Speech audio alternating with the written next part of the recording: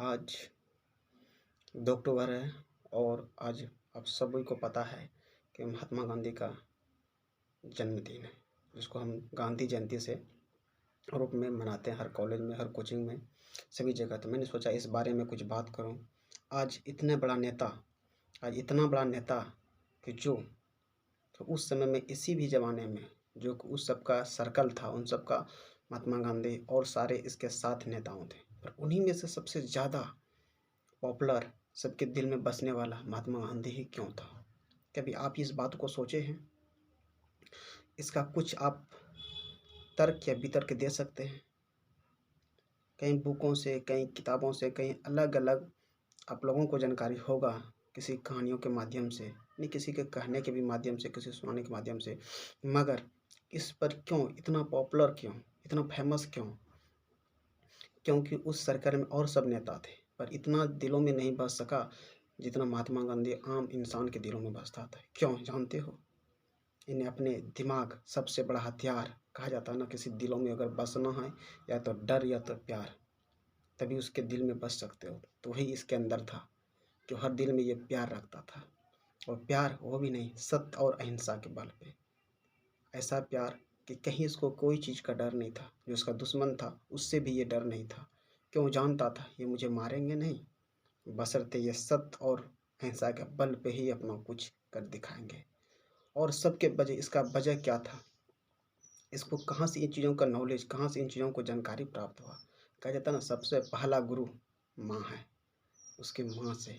क्योंकि इसने जैन धर्म से ही संबंध रखते हैं, क्योंकि इसके जैन धर्म में कुछ अर्थों में कहा जाता है इन चीज़ों में, उसकी माँ ये सोचता था मेरा बेटा आगे चलकर सेवा करे और डॉक्टर बने। तो डॉक्टर का वजह ये था कि किसी भी पेशेंट या किसी भी रोगी का मृत्यु हो सकता है, जिसका परिणाम धार्मिक दृष्टिकोण से अगर मृत्यु हो गया तो उसका पाप का भागी कौन लेगा? इसके माँ के मनों में ऐसा सवाल होता होगा शायद, क्योंकि बनने का चाह रहा था, तो मगर सोचा नहीं, इस लाइन ठीक नहीं है। तो फिर इसका दिमाग राजनीतिक के क्षेत्र में थोड़ा थोड़ा आया, और इसके बाद आप जान ही रहे डिटेल, क्योंकि मैं उस टॉपिक पे बात करूँगा जो सभी जानते हैं, नहीं उस पर कुछ अलग से थ्रो, जो आपके मन में ऐसा कन्फ्यूज ऐसा बात ही लगे कि शायद ये तो मैं कहीं नहीं पढ़ा, ये तो मुझे कोई नहीं सिखाया। इस चीज़ों पे बात करना चाह रहा था मैं। इसलिए उसने सत्य मार्ग को, इन चीज़ों को चुना, जो कि सत्य और अहिंसा। मुझे लड़ना है, मेरा चीज़ है, पर लड़ेंगे हम कैसे? उससे प्यार से, और हम बोलेंगे। और उसी के थ्रू आज उसने ये जो आज़ादी सबसे ज़्यादा बड़ा योगदान रहा। हालांकि ये भी नहीं है कि सबसे बड़ा यही योगदान रहा, इसी ने ही दिया, तो सबसे ज़्यादा और लंबे समय तक टिके हुए रहने पे। पर मुझे ऐसा नहीं बोलना चाहिए इसके बारे में, क्योंकि एक राष्ट्रपिता है वो, और उसने जो काम किया है एक साथ, सबसे बड़ा उसका सत्य और अहिंसा का हथियार था। उसी को लेके चलते हुए, इसीलिए उसे किसी ने बापू ना कह दिया, इसी को किसी ने उसे ऐसे ऐसे महान उपाधि नहीं दे दी, क्योंकि उसके अंदर कुछ टैलेंट को देखा। राष्ट्रपिता ऐसे ही नहीं बोल दिया गया, क्योंकि उसके अंदर कुछ टैलेंट था, और ऐसा ही टैलेंट जो कि पूरे हिंदुस्तान में अगर जहाँ वो खड़ा हो जाते, जो बोल देता, तो पूरा हिंदुस्तान का उस पर इतना भरोसा हो चुका था कि उसी पे जरिए अगर कुछ भी बोल दे तो देने के लिए तैयार था। कहीं आप उसके बारे में अलग अलग कहानियों भी सुन चुके होंगे, अलग अलग बातों, अलग अलग भाषाएं में आप बात कर चुके होंगे। इसलिए मैंने सोचा आप लोगों को कुछ शेयर करूं। तो सबसे बड़ा हथियार सत्य और अहिंसा है। आसान से किसी को ख़त्म कर सकते हो, पर समय तो ज़रूर लगेगा। और उसके वजह से क्या मिला? आज नाम हर जगह, हर दुनिया पूजा जाता है। हो सकता है कि कई 100 बरस के बाद इसको भगवान के रूप में गिनती मिल जाए, और ये जो आने वाला पीढ़ी है इसको ये समझेगा ये भगवान है, क्योंकि भगवान के ज़रिए ही मुझे चलाना, हर चीज़ का हम लोग को प्रॉफिट मिल रहा है, उससे सुविधा मिल रहा है, जिसके कारण से वो चीज़ को समझ रहा है, तो उसको भगवान का गिनती में ही दिया जाएगा।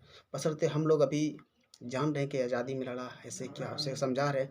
कुछ समय के बाद बोला, 500 1000 साल ऐसे बाद अगर उस चीज़ को देखा जाएगा तो लोग समझने लगेंगे कैसा है, और कुछ के मन में विचार गलत भी आएंगे, और जो अच्छा समझदार होंगे इंसान, उनमें से तो बेहतर निकाल ही लेंगे।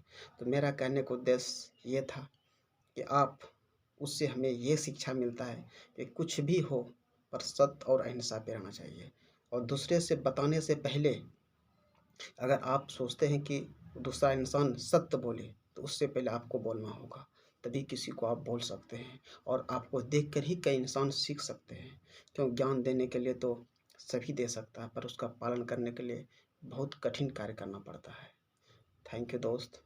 इस सब बातों में आप लोगों को कुछ बात ऐसे होगा जो आपको कुछ अलग दिखेगा, अलग कुछ लगेगा, और इस बातों में कुछ अलग भी आप लोग को मोटिवेट करेगा इन चीज़ों पे, कि उससे आखिर में सत्य और हिंसा के बल पे उसने कितना जीता इन चीज़ों पे। अगर मैं बात करूँ तो बहुत सारा इस पे और समय लग सकता है, पर ये इंटरनेट की दुनिया में इंजॉय और इंटरटेनमेंट चाहिए। बशर्ते ये सब ज्ञान, ये सब बातें लेने के लिए सब उतना सक्षम नहीं है जितना चाहिए उसे। तो फिर आप लोगों को जो भी बात मैंने बोला, लॉजिक से ये बोला, उससे कुछ इंसान को सुनकर बात को इस जीवन में उतारिए। आप एक बार सच और सत्य और अहिंसा बोल के या ट्राई करके किसी को देखिए जो इंसान को विश्वास हो। और ये जल्दी नहीं होगा, क्योंकि उसका भी ज़िंदगी एक संघर्ष था। और शुरू से लेकर अंत तक अगर मैं डिटेल बताऊंगा तो कुछ बड़ा टॉपिक होगा। तो आप उसका एवरेज देख लीजिएगा कितना समय तक उसने ये संघर्ष किया, तब जाकर उसको ये मुकाम हासिल मिला। जो कि उसको कोई ज़रूरत नहीं था कि अपना घर द्वार, ऐसा भी नहीं था कि उसके पास पैसा नहीं है, कुछ नहीं है तो चलो हम किसी का मदद करते हैं, हेल्प करते हैं। बशर्ते अपने कैसे क्या एक ऐसा इंसान जो सबसे बड़ा, तो मैं उसका ये श्रेष्ठ करता मानता हूँ कि सत्य और अहिंसा के बल पे उसने इन चीज़ को प्राप्त किया। और सबसे बड़ा योगदान रहा उसका, सबसे बड़ा लॉन्ग लाइफ भी रहा, उनमें से लंबा समय तक उन चीज़ों पर टिके रहा। न तो आप इतिहास उल्टा को देखिएगा कि आखिर में इस तरह से शुरू से लेकर अंत तक का लेवल में कौन रहा इन चीज़ों में। थैंक यू दोस्त। और जो बड़ा करता है बड़ा ही होता है, उससे हम लोग को कुछ सीखना चाहिए और समझना भी चाहिए।